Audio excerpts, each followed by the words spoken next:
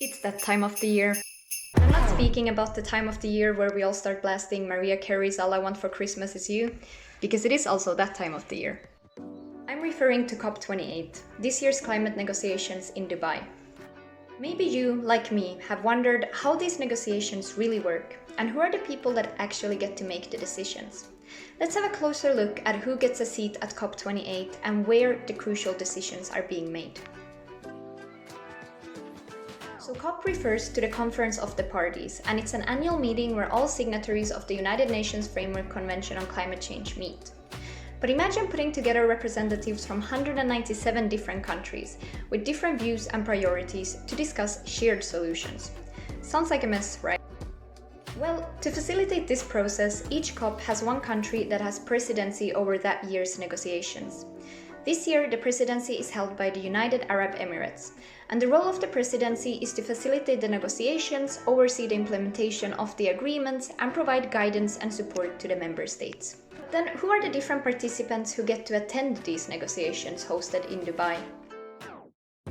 The key players are the government officials and policymakers from the 197 different countries. These are the actors who actually draft the climate policies and aim to reach international consensus.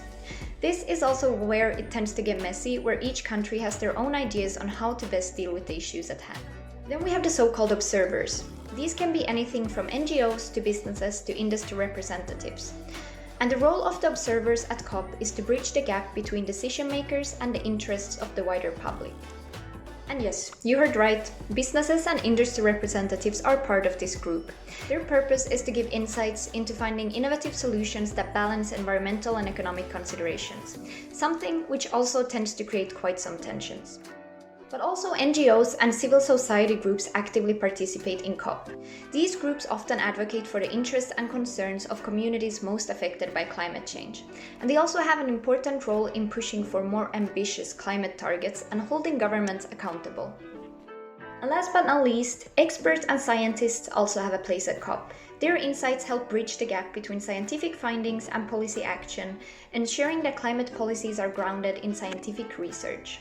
We are speaking about a lot of different actors at COP. And as you might guess, they do not all fit into one room, and in fact COP is structured into several types of meetings and plenary sessions. Then, do all these actors have an equal say? Well, not really, and in fact this tends to be one of the biggest criticisms towards COP. But we will look closer at the actual proceedings of how these meetings and negotiations work in our next video.